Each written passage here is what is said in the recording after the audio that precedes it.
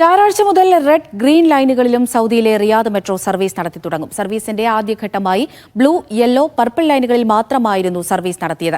അടുത്ത മാസം 5-നായിരിക്കും ഓറഞ്ച് ലൈനിൽ റിയാദ് മെട്രോ ഓടിത്തുടങ്ങുക. ഇതോടെ മുഴുവൻ റൂട്ടുകളിലും മെട്രോ സേവനം ലഭ്യമാകും.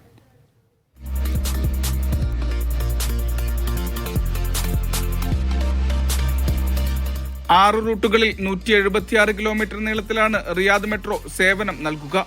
ഇതിൽ ബ്ലൂ, യെല്ലോ, പർപ്പിൾ ലൈനുകളിലാണ് നിലവിൽ മെട്രോ ഓടിക്കൊണ്ടിരിക്കുന്നത്. ബ്ലൂ ലൈനിലൂടെ സർവീസ് നൽകുന്നുണ്ടെങ്കിലും മുഴുവൻ സ്റ്റേഷനുകളും നിലവിൽ തുറന്നിട്ടില്ല. ഘട്ടം ഘട്ടമായിട്ടായിരിക്കും ബാക്കിയുള്ള സ്റ്റേഷനുകൾ തുറക്കുക. കിങ് അബ്ദുള്ള റോഡ് വഴി സഞ്ചരിക്കുന്ന red line, king Abdul Aziz road വഴിയുള്ള ഗ്രീൻ ലൈൻ എന്നിവയാണ് ഞായറാഴ്ച മുതൽ തുറക്കുക. ജനുവരി 5 മുഴുവൻ ലൈനുകളിലും മെട്രോ വ്യാപിക്കും. ലോകത്തിലെ ഏറ്റവും നീളമുള്ള ഡ്രൈവർ ഇല്ലാ മെട്രോയാണ് റിയാദിലേത്.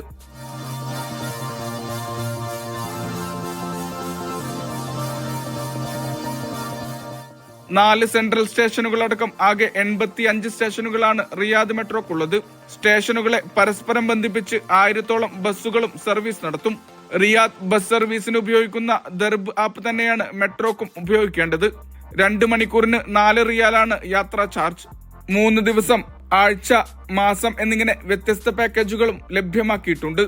സാധാരണക്കാരെ കൂടി ലക്ഷ്യം വെച്ചുള്ളതാണ് റിയാദ് മെട്രോ. അതിനാൽ തന്നെ ഏറ്റവും കുറഞ്ഞ നിരക്കിലാണ് മെട്രോ സേവനം നൽകുക.